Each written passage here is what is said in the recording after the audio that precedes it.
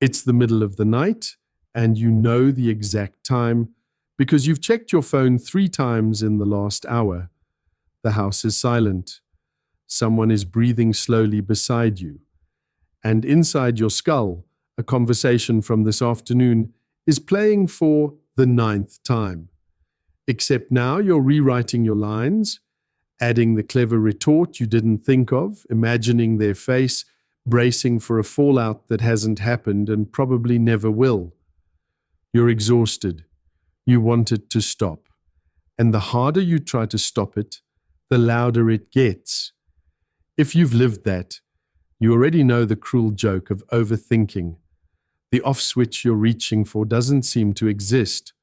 Telling yourself to just stop works about as well as telling yourself not to picture a red elephant.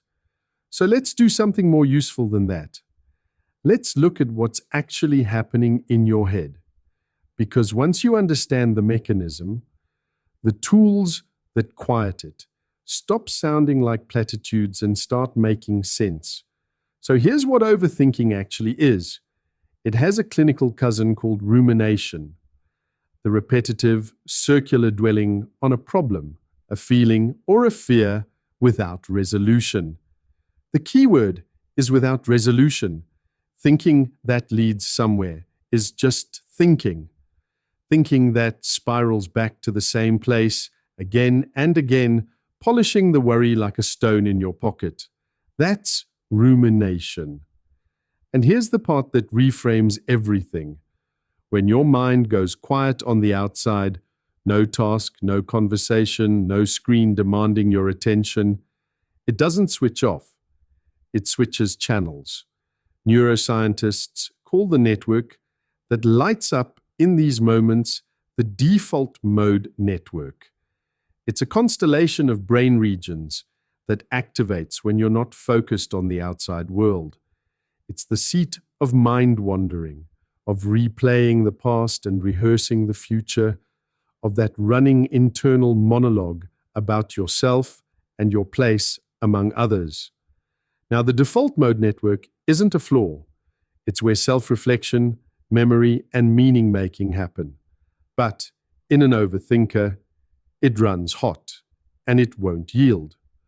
The loop that was meant to help you process becomes a groove the needle keeps skipping back into. There's a second piece to this, and it matters.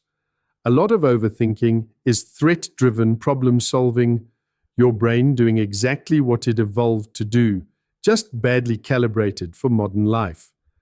Picture the ancestral version, a rustle in the grass. Your nervous system floods with alertness, runs the scenarios, predator or just the wind, and either acts or stands down. The system was built for threats that resolve quickly. You run or you don't, and it's over. Now point that same machinery at an unanswered email, a friendship that's gone cool, a decision you can't undo. There's nothing to run from and nothing to resolve, so the threat detection system keeps searching for an answer that isn't there. It can't tell the difference between a problem you can solve tonight and a worry you simply have to carry. So it treats them all the same. Keep looping, stay vigilant, don't let go. This is also why overthinking and anxiety travel together so often. The looping mind keeps the body switched on. And if yours frequently tips from thought into a racing heart and a tight chest, it's worth learning to calm a hijacked nervous system first, because you can't reason your way out of a body that's still braced for danger. So, why does the most obvious advice, stop dwelling on it, make everything worse? Because suppression is a thought about the thought. To not think about something, your brain first has to hold it up and check whether you're thinking about it, which means you're thinking about it. The act of policing the thought keeps it alive and well, like a fire you keep poking to make sure it's out. There's a deeper reason too. Rumination feels productive. It wears the costume of problem solving. Some quiet part of you believes that if you just turn the worry over enough times, you'll crack it. You'll find the angle, the reassurance, the certainty. But rumination almost never produces a decision. It produces more rumination. You're not solving, you're circling. And the circling feels like effort, which is exactly why it's so seductive and so hard to walk away from.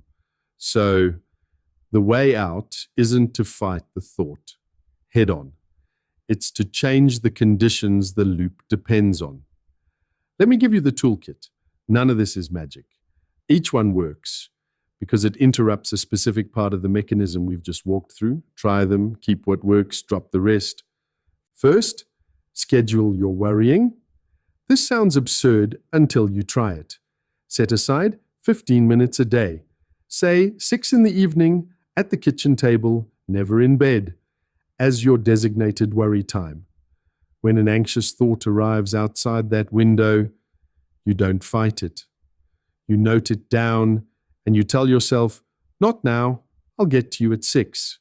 Why does that work? Because the brain loops partly out of fear that if it lets the worry go, it'll forget something important. Giving the worry a guaranteed appointment reassures that part of you. The thought has somewhere to be, so it stops banging on the door. And here's the quiet joke of it. Most of what you note down won't even feel worth the worry by the time 6 o'clock rolls around. Second, get it out of your head and onto paper. A thought trapped in your skull has no edges. It can shapeshift, multiply, connect itself to every other fear you own. But the moment you write it down, longhand, messily, whatever spills out, it becomes a finite thing with a beginning and an end. Writing forces a loop into a line. You can't write in circles the way you can think in them. The act of forming sentences imposes a sequence, and sequence is exactly what rumination lacks. You'll often find the dread, once written, is smaller than it felt. 3 lines on a page, where a moment ago there was a thunderstorm in your chest. Third, use action as the circuit breaker. Rumination thrives in stillness. It's a default mode activity, remember, and the default mode switches off the instant you genuinely engage with the outside world. So, engage. Stand up, walk around the block, do the dishes with full attention to the warm water and the squeak of the plate. Better still, if the worry points at a real problem, take the smallest possible action towards it. Draft the reply, make the list, book the appointment. Action collapses the false productivity of worry into the real thing, and the relief is often immediate, not because the problem is solved, but because you've stopped circling and started moving. Momentum beats analysis nearly every time. Fourth, redirect your attention. Don't suppress it. You can't delete a thought, but you can give your mind something else to hold. This is the quiet genius of attention. It's largely single channel. Whatever you're fully attending to crowds out the rest. So instead of don't think about the argument, give your attention a real job. Name 5 things you can see in the room. Feel your feet against the floor. Listen for the furthest sound you can detect. This isn't denial. It's redirection, and the difference matters. You're not pretending the worry doesn't exist. You're declining to feed it. And starving the loop of attention is how it loses its grip.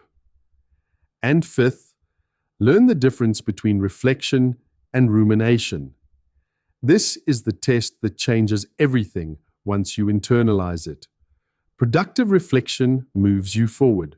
It generates an insight, a decision, a next step. And then it ends. Rumination just circles, generating heat and no light, never reaching a door marked exit. So ask yourself, mid-spiral, Am I actually getting anywhere? If the same thought has come round 3 times, unchanged, you have your answer. That's not thinking. That's a treadmill. And the kindest, most effective thing you can do is step off it, deliberately, using one of the tools we've just covered. Telling the two apart is a cornerstone skill, and like any skill, it sharpens with practice. Now, be patient with all of this. A mind that has looped for years won't fall silent in a week, and the goal was never a perfectly quiet head. That's its own kind of woo.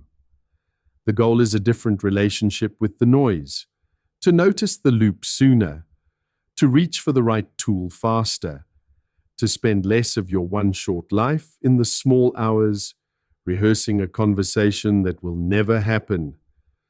You learn to do this the way you learn anything that matters, a little at a time, with patience and a method. There's nothing mystical about it. It's mechanism, and mechanism can be worked with. If you'd like a structured place to begin, come and join the rebuild.